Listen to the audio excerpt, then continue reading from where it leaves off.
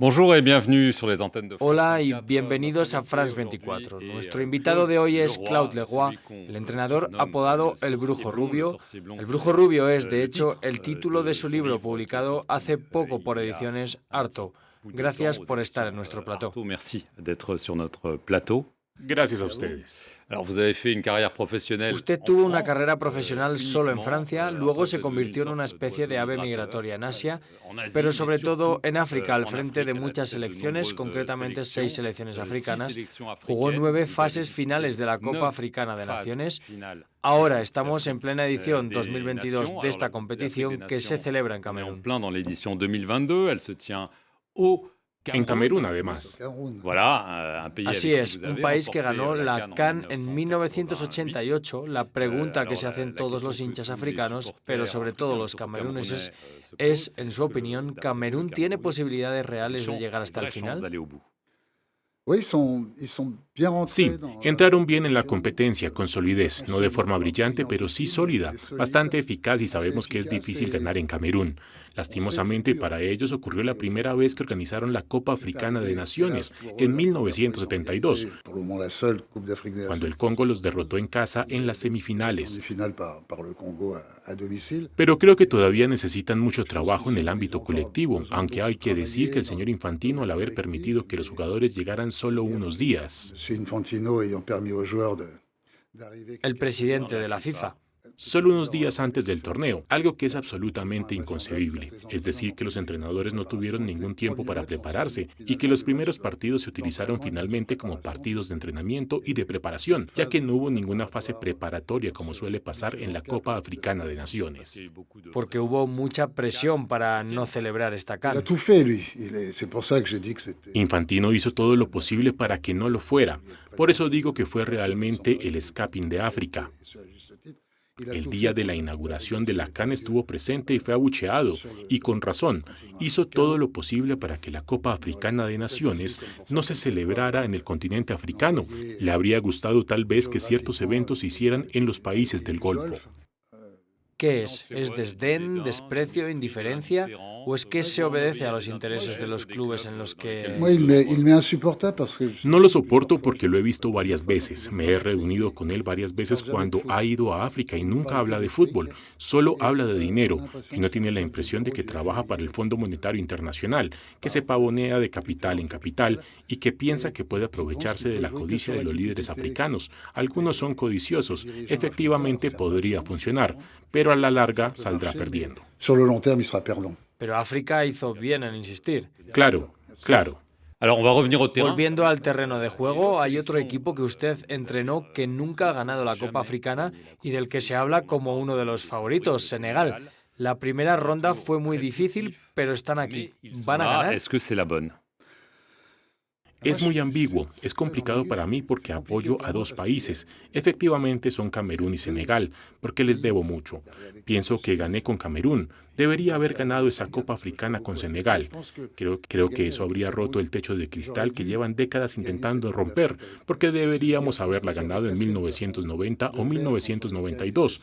Creo que tenía la mejor plantilla. Las deficiencias de juego, pequeñas cosas hicieron que cada vez llegáramos solo hasta las semifinales y a los cuartos de final, así que eso influye mucho. Hay un bloqueo psicológico entre los senegaleses con la Copa Africana. ¿Sigue existiendo?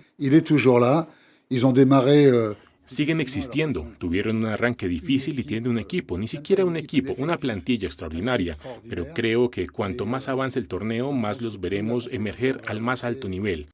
Tuvieron algunos problemas con el COVID, con Gueye que iba y venía, con el Watford y el Olympique de Marsella. Gueye dejó el equipo, volvió y así no fue fácil para ellos empezar la Copa Africana.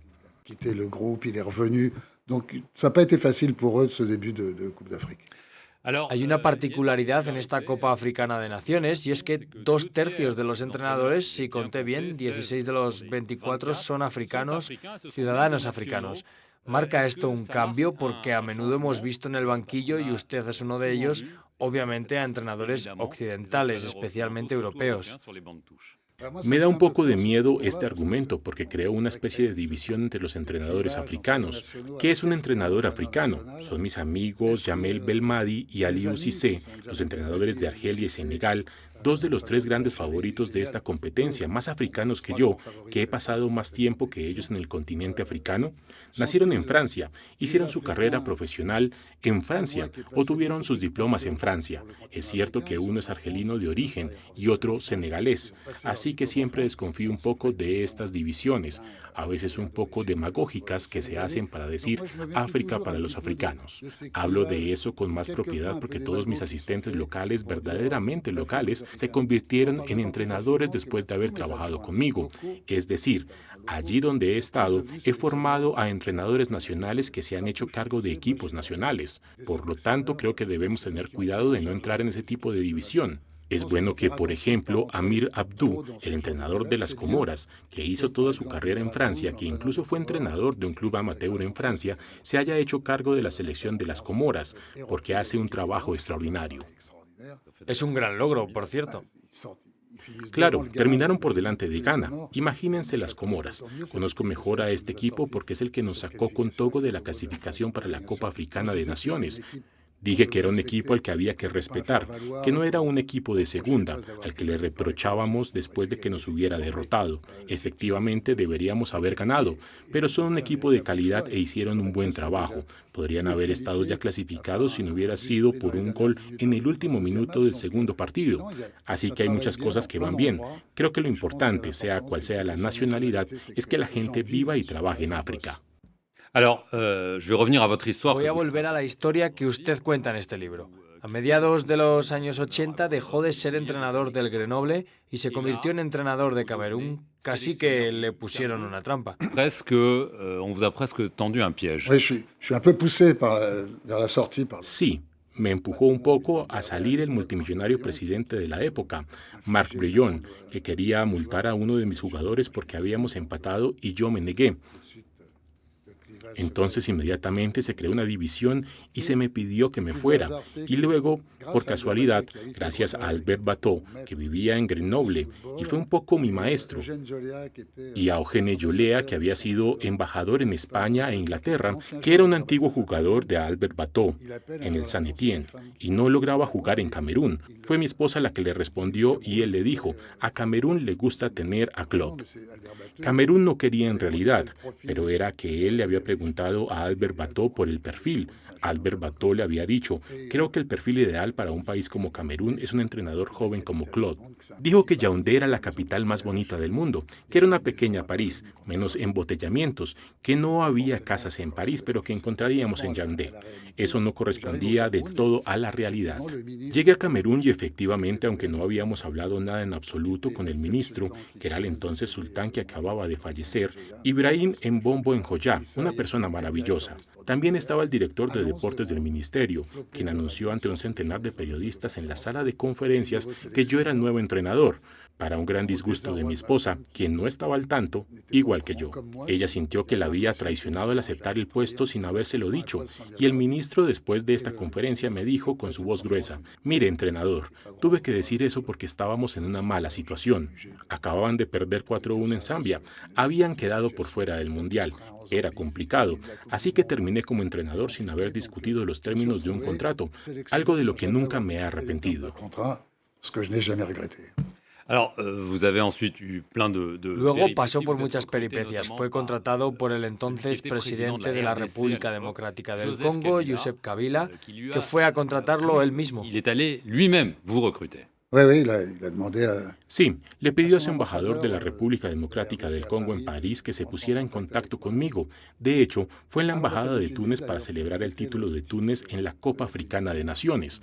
El embajador vino a verme y me dijo, al presidente le gustaría absolutamente que dirigiera el equipo de la RDC. Y fue él mismo quien me hizo volver a la RDC por segunda vez. La primera vez nos fue muy bien, pero después los contactos fueron mucho más complicados. Nos contactos ont été beaucoup plus Los compliqués. políticos desempeñaron un papel directo, a veces demasiado directo. Sí, por eso es un poco mentira cuando la FIFA dice que solo es el poder del fútbol y no de los políticos. Pero cuando Infantino llega a un país, ¿qué pide? Solo pide una cosa, reunirse con el jefe de Estado, no con el presidente de la federación. Así que los políticos juegan un papel. ¿Por qué? Porque salvo algunas federaciones privilegiadas, los demás no tienen los medios económicos para alquilar un avión para que el equipo pueda viajar en buenas condiciones, para reservar hoteles, para pagar los billetes de avión de los jugadores expatriados que vienen a jugar con la selección. Las federaciones no tienen los medios, así que obviamente es el gobierno el que está detrás. También ha conocido a algunos grandes jugadores como George Weah, que desde entonces llegó a ser presidente de Liberia. Usted desempeñó un papel clave en su contratación por el AS Mónaco, que impulsó su carrera internacional. Samuel Eto'o, estamos hablando de los líderes, pasó de futbolista a exfutbolista a presidente de la Federación Camerunesa.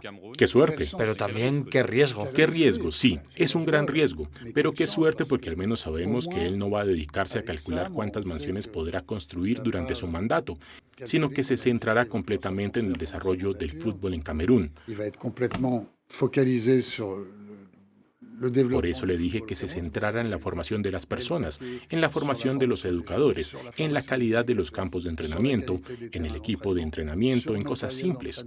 Por ejemplo, la red de protección detrás de la portería hace que las prácticas de penaltis sean más eficientes, pues el balón no termina en un campo de caña y no se pierde tiempo en ir a buscarlo. Minutes pour le récupérer, donc il faut véritablement aller vers l'efficacité et puis Así que hay que ir hacia la eficiencia, luego empezar a pensar en el África subsahariana, crear campeonatos profesionales pero africanos, con realidades africanas, con una metodología africana. No se trata de copiar lo que se hace en Europa o en Sudamérica o en Asia. Hay formas de adaptar el fútbol profesional en África. Eso evitaría que cientos de niños arriesguen sus vidas en barcos, en camiones sobrecargados, para llegar a lo que ellos creen que es el Dorado, que es Europa, que a menudo está muy lejos de ser el Dorado. ce qu'ils pensent eux être l'Eldorado qui est l'Europe et ce qui est souvent très très loin d'être l'Eldorado. Claude Leroy, muchas gracias. Hay muchas anécdotas para los aficionados a la historia del fútbol en África, pero también en otros lugares. Están en El Brujo Rubio, publicado en francés por Ediciones Artaud. Gracias. Gracias. Y gracias a ustedes por haber visto esta entrevista en nuestro canal.